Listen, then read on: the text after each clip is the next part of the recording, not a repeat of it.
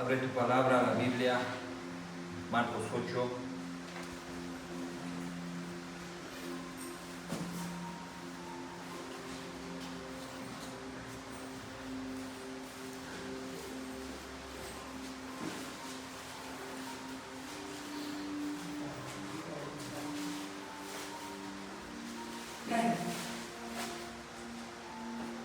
Marcos 8, 22 en adelante dice así: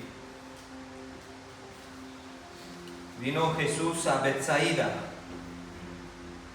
Aquí le presentaron a un ciego y le rogaron que le tocara. Él le tomó la mano, le sacó fuera de la aldea y escupiendo en sus ojos, imponiendo las manos, le preguntó: ¿ves algo? El ciego miró y dijo: veo a los hombres como árboles que andan. Le puso otra vez las manos sobre los ojos y quedó curado. Vio de lejos y claramente a todos. Jesús le envió a su casa diciéndole: no entres en la aldea ni se lo digas a nadie. Amén a su palabra. Gloria al Señor. Dios mío, estamos delante de tu palabra y llévanos conforme tú quieras para que podamos entender lo que tú nos quieres hablar en esta mañana. Gracias, Dios Santo, porque todavía hoy por hoy podemos hablar contigo y tratar tú con nosotros a través de tu palabra. En el nombre de Jesús. Amén y amén. Estamos delante de una palabra que cuando uno la lee por primera vez, por segunda, por tercera y no le presta mucha atención, es otro milagro de Jesús que está haciendo, pero cuando uno se pone a investigar sobre esta región pequeña, Betsaida, dónde estaba, qué es lo que ella tenía, uno se da cuenta que de Betsaida vienen los apóstoles Pedro, viene el apóstol Andrés, Felipe y Juan también. Es decir, Pedro nace en Betsaida. Betsaida era como una isla pequeña en la región de Galilea. Nadie podía entrar a Betsaida sino simplemente con los barcos. En Betsaida había muchos pescadores. Uno de ellos era Pedro, su hermano Andrés. Y dicen los historiadores que Juan, el apóstol de amor, también nació ahí, pero por las circunstancias se habría ido de estas islas. Me llama mucho la atención. Betsaida era un barrio de Galilea, pero era un sitio apartado. No podías caminar sino por barco ahí. Lo que acabo de leer es algo terrible, brutal, y veo algo muy curioso y extraño en lo que acabo de leer. Al mismo tiempo, algo diferente que Jesús hace o lo había hecho de una manera distinta. Nunca lo ha hecho en otras ocasiones, sino simplemente con ciegos. Jesús, no sé si os acordáis, sana a otro ciego en Juan 9, aquel ciego que escupe en el barro, también agarra barro, frega y le frega en los ojos y manda al ciego que se vaya a lavar. Pero esta vez nada, Jesús pone saliva, le frega en los ojos del ciego y le dice: ¿ves? El hombre mira, dice: bueno, veo pero no con claridad, veo los hombres como árboles. Y lo toca por segunda vez. Dice la Biblia que había otro ciego, los que hemos estado en Israel sabemos, bajando de Israel a mano izquierda, que había una ciudad llamada Jericó, que había un ciego en la ciudad de Jericó y pedía limosna.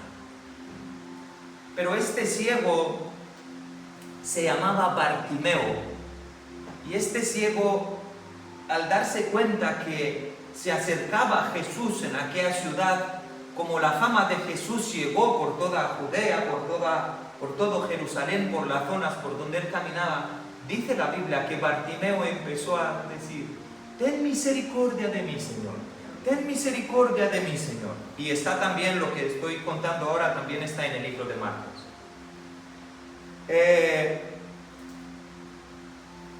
Pasa algo con Jesús, sana a este ciego de otra manera muy distinta a los otros dos.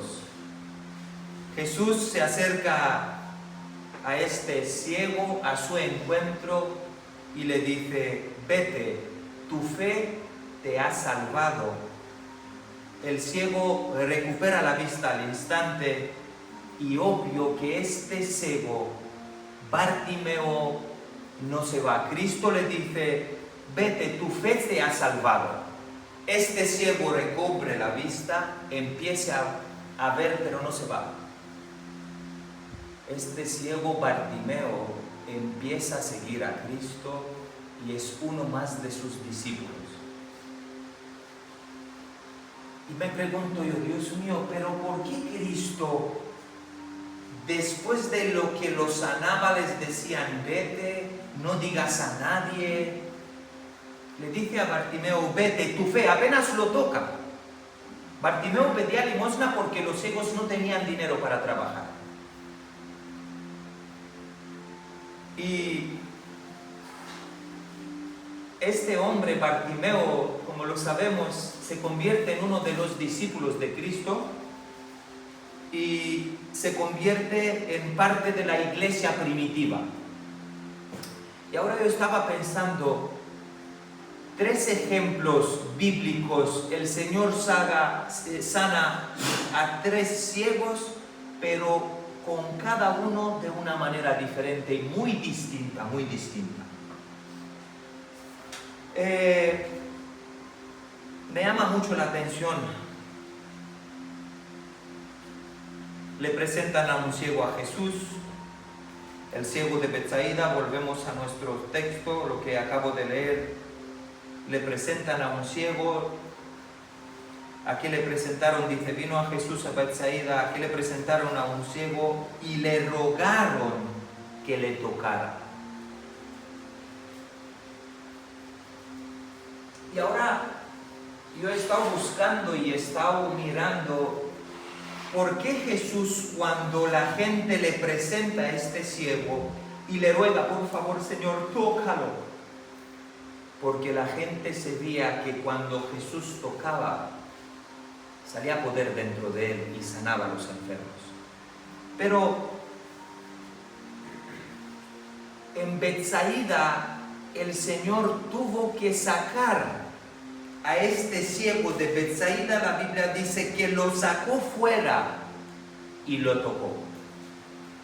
Y yo digo, pero ¿por qué Señor lo saca fuera de Betsaida? Era un barrio pequeño, hermanos, era algo muy... Lo he mirado en internet, era como Teruel. ¿Por qué el Señor tuvo que sacar fuera a este ciego de aquella pequeña región o ciudad? Yo me preguntaba.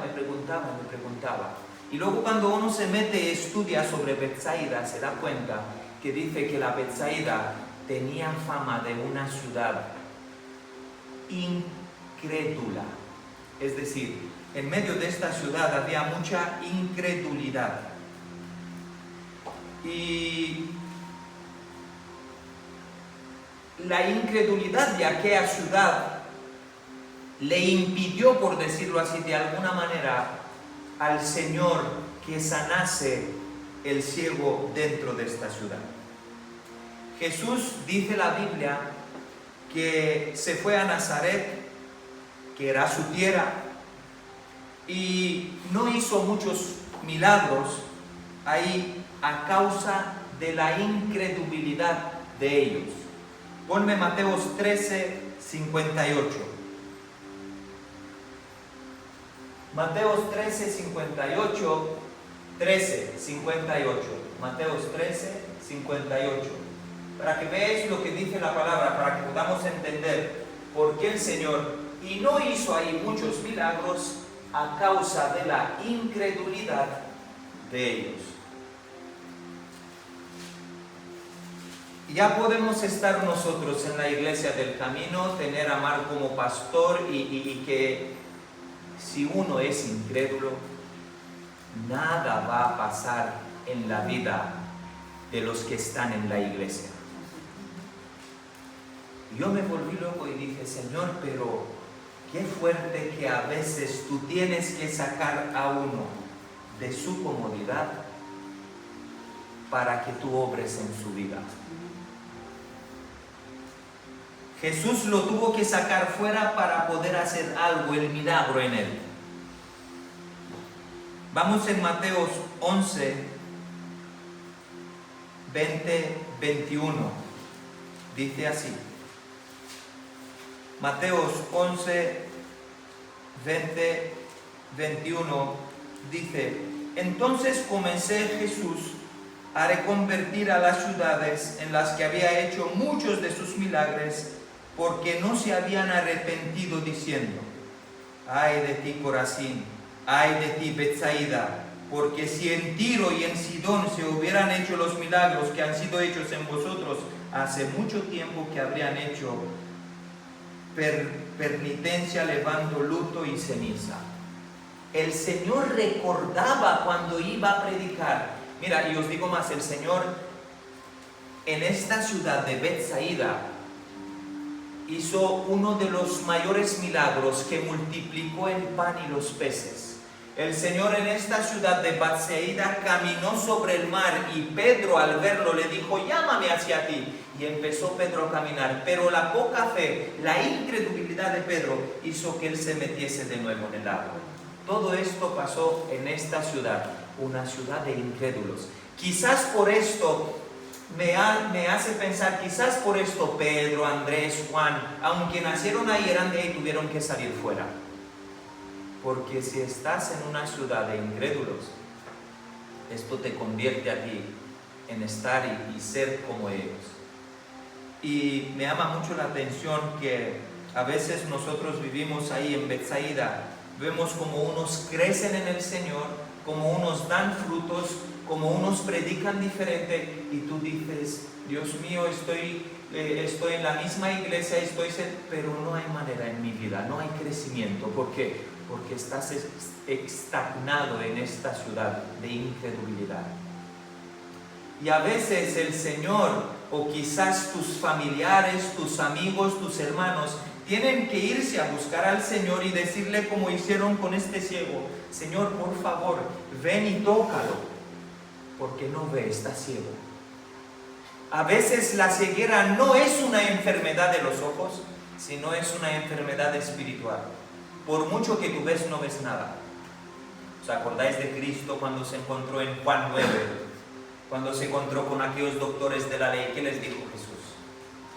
Conoceréis la verdad y la verdad os hará libre. Nosotros no somos esclavos de nadie. Tenemos como padre a Abraham, creemos en el Señor.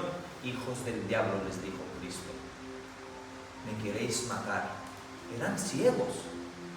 Ellos creían que ven, pero no veían. Y dice el Señor en versículo 41: por mucho que decís que ves, ahora porque decís que ves, vuestro pecado permanece. Hay gente que ve y es ciega, y hay gente que no ve nada, como este ciego. Me encanta Cristo porque a veces Él utiliza estas maneras. Le dice: tu fe te ha salvado, hijo de Abraham. Es decir, era hijo de Abraham, pero no era salvo. Pero la fe que tiene en Cristo lo ha salvado, porque creyó en Cristo, lo ha salvado.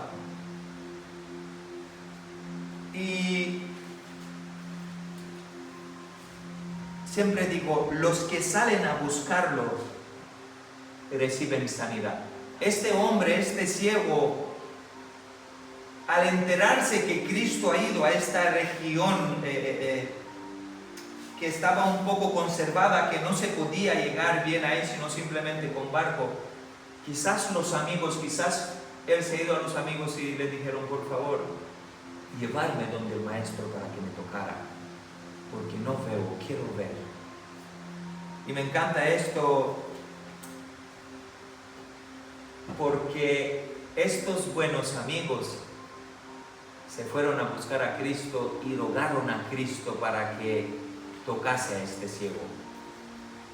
Jesús, dice la Biblia, tocó la mano de este ciego, lo tocó de la mano y lo sacó fuera. Lo que hemos hablado, a veces el Señor es necesario que nos tome de la mano como tomó al ciego, y es necesario que Él nos sacara fuera de la comodidad, fuera de lo que uno piensa. Es necesario que uno pasase por un proceso con el Señor. Te saco fuera, hijo, porque en esta ciudad hay mucha incredulidad. Y a veces la incredulidad, es una palabra muy difícil para mí de decir, nos hace en no creer en su palabra, nos hace en no creer en lo que Él puede hacer en nuestra vida, nos hace en no creer en nuestro pastor, en no creer en nuestra mujer, en no creer en nada. Cuando una persona es incrédula, por mucho que escucha Biblia, entra, se sienta, sigue viviendo en Betsaida y no hay crecimiento en su vida. Los ciegos son conducidos. Cuando usted ve un ciego por la calle, anda con un bastón, muchos de ellos, y algunos son llevados y conducidos por perros guías. Los cristianos, a veces, por mucho que decimos que vemos, no vemos, debemos dejarnos llevar por la mano de Cristo, porque debemos ser encegados al mundo y debemos verle solamente a Él. Solamente el que ve a Cristo y no ve el mundo es el quien se va detrás de Cristo hasta la cruz. Y hay algo que los ciegos que le conocen se dejan llevar por Él. Que el Señor nos enciegue a las cosas del mundo, que en nuestra vida solamente podamos verle a Él y que este olor fragante de su esencia nos hagan ir detrás de Él como sus esclavos. Confía en Él. Este ciego le dio la mano y Jesús lo ha sacado fuera. Y lo ha sacado fuera de la ciudad, de la incredulidad de Betsaida. Y a veces yo digo, ¿cuál es la Betsaida en mi vida, Señor? ¿Cuál es este atrapamiento en mi vida que no me deja avanzar, que no me deja caminar? ¿Será que es el dinero?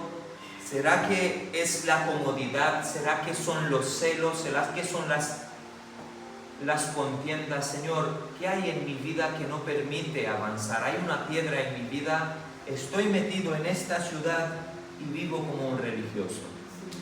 Hay algo en mi vida que no me deja avanzar.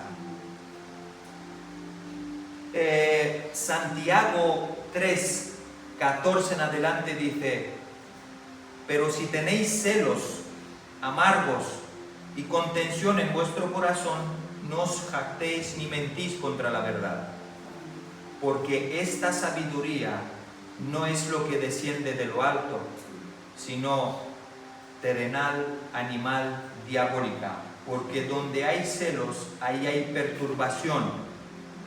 Y en Gálatas 5 nos da una serie de cosas: borracheras, lascivias, mentiras, lo que no nos deja avanzar. Es decir, cosas que nos llevan a la incredulidad. ¿Por qué digo esto, hermano? Porque a veces hay personas en medio nuestro que son atrapadas en Betsaida. Hay personas en medio nuestro, en la iglesia del siglo XX, muchos de nosotros están en este lugar y a veces no salen a buscar a Cristo. Están sentados como los religiosos y no salen a buscarlo, no salen a decir: Señor, heme aquí, soy ciego, no veo, te necesito. Los padres claman, los hermanos claman, los amigos claman: mira, Señor, ten misericordia de él. Pero si él no da un paso y no le extiende la mano a Cristo, por mucho que Cristo va a buscar la oveja perdida, si la oveja perdida no quiere darle la mano al maestro y seguirlo, seguirá sentado en su religión, en Betsaida y se perderá. Y me encanta esto porque debemos confiar en Cristo que nos guíe. El hermano Nicolás dijo algo que al principio dijo que la fe no es porque nosotros no seguimos por vista, sino por la fe. Los cristianos deben ser ciegos. ¿Por qué? ¿Qué es la fe? La fe es dejar que Jesús te guíe y que te lleve al lugar del milagro. La fe es tener certeza de que un día lo vemos sin verlo. Somos ciegos para Él y con Él. El ciego nunca vio a Cristo porque era ciego, pero había escuchado de Él y se dejó llevar a donde Cristo y le extendió la mano. Y ahora Cristo hace algo que a mí me ha encantado. Jesús toma la mano, lo saca fuera de la aldea y hace algo Cristo, dice la Biblia, y escupiendo en sus ojos y imponiéndole las manos, le preguntó, ¿ves algo? Y ahora he buscado sobre qué significa el escupir. Para los judíos, la saliva hasta el día de hoy es una prueba segura de ADN para todo el mundo. Es decir, para que tú veas si este es tu hijo verdadero, agarras un bastón, le agarras saliva y se le hace una prueba de ADN y con esto se identifica. En la antigüedad los judíos eran y son muy avanzados. Obviamente esto, la prueba de la saliva vino de los judíos. Yo cuando lo estudié me morí. Ellos usaban la saliva como prueba de hijos.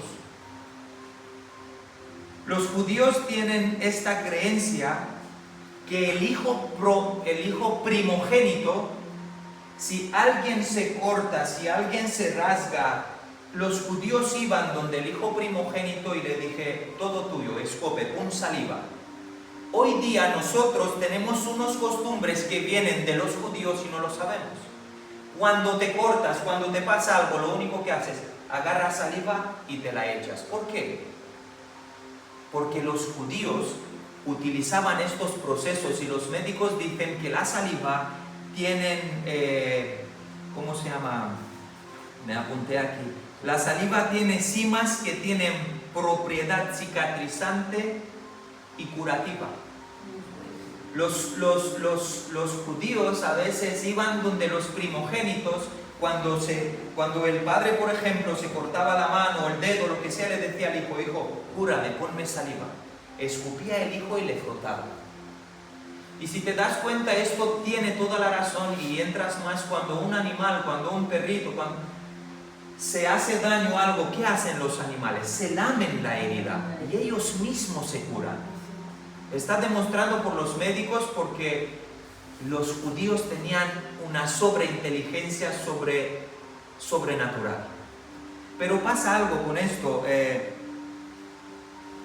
La gente cuando nosotros mismos, cuando nos herimos o te pica un mosquito, me acuerdo desde el pequeño, mi abuela me decía, ponte, escupe y ponte y frega. Y es algo que es verdad. Y tiene razón. Y Jesús agarró saliva para recordarle a este ciego que el ADN del Padre está en él. Jesús agarró saliva, le frotó los ojos y le dijo, ¿ves? Y él dijo, veo, pero no con claridad, veo los hombres como árboles. Pero luego si sigues mirando sobre la saliva, hay algo más que los judíos también utilizan en ese escupir como para maldecir. Y esto a mí me mató. Yo digo, Dios mío, ya no entiendo nada. Ellos cuando quieren despreciar, humillar a alguien, los judíos los escupen. Los escupen en la cara. ¿Os acordáis que aquella gente que estaba con esta enfermedad, que estaban sentados pidiendo dinero, los judíos pasaban y los escupían y les decían, sois malditos? ¿Os acordáis que Cristo cuando cargaba la cruz iba al monte de Calvario? Los judíos lo golpeaban y lo esculpían y le decían, eres un maldito. Es decir, la saliva puede ser buena o puede ser mala. Y esto a mí me dio mucho que pensar, pero al mismo tiempo dije, Señor, pero qué fuerte que ellos mismos tienen esta costumbre de utilizar la saliva para curar y de utilizar la saliva para maldecir. Porque todos aquellos enfermos, paralíticos que no podían caminar, para los judíos eran como malditos. Y cuando ellos veían un maldito, de bendecirlo, lo escupían. De hecho, cuando hoy día va mucha gente a Israel a visitar, los judíos escupen a los gentiles porque nosotros para ellos somos malditos. El judío se lleva mejor con un musulmán que con un cristiano. Y sabemos por qué y sabemos la historia. Pobres leprosos tenían sitio apartado para que no puedan acercarse a los judíos, y ellos no hacían otra cosa que los maldecían. Jesús le pregunta por segunda vez a este ciego de Betsaida, lo saca afuera, lo da la mano, lo pregunta por segunda vez y ve algo. Y el ciego dice, bueno, ahora sí que veo claramente y correctamente. La primera vez veía a los hombres como árboles, pero la segunda vez veía con claridad.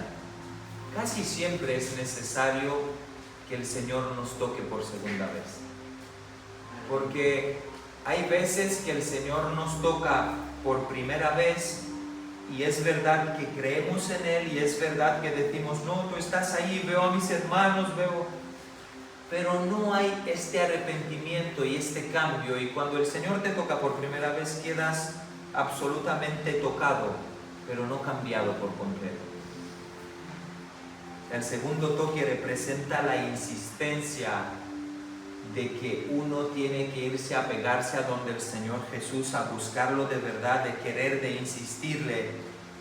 Y muchos de nosotros a veces solamente nos contentamos con el primer toque. ¿Ves? Veo, no con claridad, pero veo algo.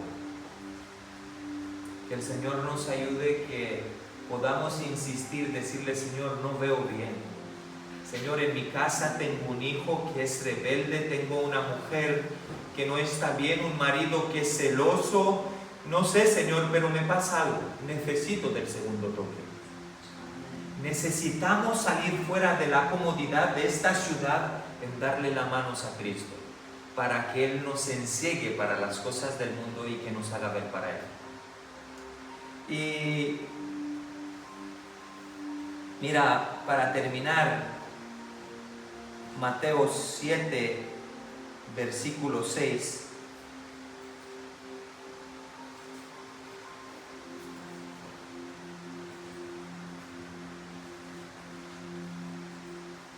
Mateo 7, versículo 6. Mateo 7. Dice así: no deis lo santo a los perros, ni echéis vuestras perlas delante de los cerdos, no sea que los pisoteen y se vuelvan y os despedacen. A veces no entendemos que el Señor nos da vista para guiar a otros ciegos. Y le pedimos, Señor, danos vista, haznos ver, haznos entender. Cristo toca a aquel ciego de Jericó, le da vista y el mismo Cristo dice, vete y no digas a nadie nada. Pero el ciego Bartimeo propone en su corazón seguir a Cristo. A veces el Señor nos hace ver y nosotros, porque vemos, damos a lo santo a los perros y no sabemos utilizar la vista que Cristo nos da para que conduzcamos a los que no ven a que vean. Y para terminar, voy a leer algo que está en Juan, que al principio lo he dicho, en Juan 9, que es brutal, es algo que me llamó mucho la atención. Mira lo que dice Juan 9, del 35 en adelante, dice así. Bueno, voy a leer, sí, del 35. Fíjate como es el título de esto, dice ceguera espiritual. Jesús se enteró de que le habían expulsado y al encontrarse con él le preguntó: ¿tú crees en el Hijo de Dios? Respondió él: Señor, ¿quién es para que crea en él? Le dijo Jesús: ¿lo has visto? Es él mismo que está hablando contigo. Y él declaró: creo, Señor, y lo adoro. Dijo Jesús, y esto es brutal: yo he venido a este mundo para hacer justicia, para que vean quienes no ven y para quienes ven sean cegados. Ahora explico esto. ¿Por qué dice Cristo que he venido al mundo para que los que no ven vean? Usted y yo no hemos visto nada hasta que Él nos enseñó el camino. Pero hay otros que son religiosos que dicen: nosotros vemos, nosotros, esto es la verdad, están los budistas, los musulmanes, las otras religiones, nosotros vemos, conocemos la verdad. Pero ellos en verdad están ciegos. Y dice más, algunos de los fariseos que estaban con él al oír esto le preguntaron: ¿quieres decir que también nosotros estamos ciegos? Jesús les respondió: si fuerais ciegos, no tendríais pecados. Que el Señor no se enciegue al mundo, hermano. Que el Señor no nos haga ver el mundo para que no tengamos pecado. Y dice: pero como dais por hecho que veis, vuestro pecado es evidente. Es brutal.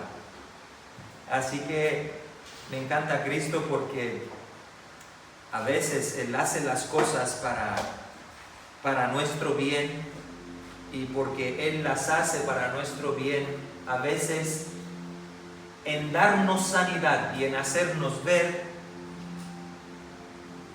nos sirve para ser malditos o para ser sus hijos. Porque cuanto más sanidad en los ojos tenemos, más el Señor nos pide para que utilizamos la buena vista que Él nos da para guiar a otros ciegos. Pero si nosotros vemos y no utilizamos lo que el Señor nos da para guiar a otro ciego, esto será para nosotros de maldición y seremos malditos. Porque llegará el día del juicio y el Señor dirá: pero bueno, no has visto y te sané los ojos. ¿Y de qué has aprovechado que yo te enseñé mi camino? Te expliqué cómo. ¿De qué has aprovechado? Si no lo has utilizado para la bendición, sino para la perdición. Y me encanta Cristo porque hace algo que al final de todo, cuando le da la vista a este hombre, lo toca por segunda vez, obvio, hace algo que dice, ponme Sara de nuevo el versículo, Marcos 8, el 25 finales, dice así: le puso otra vez la mano sobre los ojos y quedó curado. Vio de lejos y claramente a todos. Y el versículo 16, Jesús le envió a su casa diciéndole: no entres en la aldea ni se lo digas a nadie. Es decir, cuando el Señor le da vista a un ciego como usted y yo, el Señor nos diga: no vuelvas atrás de donde yo te he sacado. Es increíble cómo la Escritura está tan bien relatada y nos enseña que si el Señor nos secó de lodo, no podemos volver otra vez ahí. Si el Señor nos da vista, no podemos agarrar con la vista y tirar las perlas en la boca de los cerdos, lo que acabamos de leer. Pero a veces somos tan, no sé cómo decirlo, las personas tenemos tan poca fe que el cerdo vuelve a comer su vómito, es decir, vomita y luego vuelve otra vez y come su vómito. Somos peor que los cerdos y los perros también. Nosotros a veces decimos vemos, pero utilizamos en ver solamente para entrar en discusiones, para hablar con otros hermanos, para hacer tantas cosas, pero el ver no lo utilizamos para nuestro crecimiento espiritual. Y esto es triste. Este ciego que hablaremos otro día de Jericó, llamado Bartimeo, El Señor lo ha curado, lo ha sanado y le dijo vete, y él decidió seguir a Cristo. Y lo vemos como aparenta después en el libro de Hechos, es decir, recibió vista y utilizó lo que el Señor le hizo para que pueda dar vista a los demás. El Señor nos ha sanado para sanar. El Señor nos ha dado vista para que podamos ir a donde los que dicen que ven y no ven, decir, mira, está ciego. Cristo es el único camino, la verdad y la vida, y todo lo que es fuera de Cristo no tiene ni vida eterna y está muerto. Dios mío, gracias porque tú tratas con nosotros y nos has dado vista. Gracias que hemos recubierto vista a través de tu palabra, y porque ahora decimos que vemos, tu palabra dice que vuestro pecado permanece. No hay nada ni nadie, Señor, en este mundo que nos pueda apartar del pecado, sino tu palabra o una buena vista. Señor, gracias porque has tenido tanta misericordia de nosotros que a algunos nos has tocado por segunda vez, pero hay muchos en medio nuestro que nada más recibieron el primer toque. Tócanos por segunda vez, para que podamos ver con claridad que esto no es un juego, esto trata de vida o muerte, de cielo y o infierno, Señor. No nos abandones en el primer toque, aunque somos tan inocentes a veces y nos conformamos con que nos has tocado por primera vez.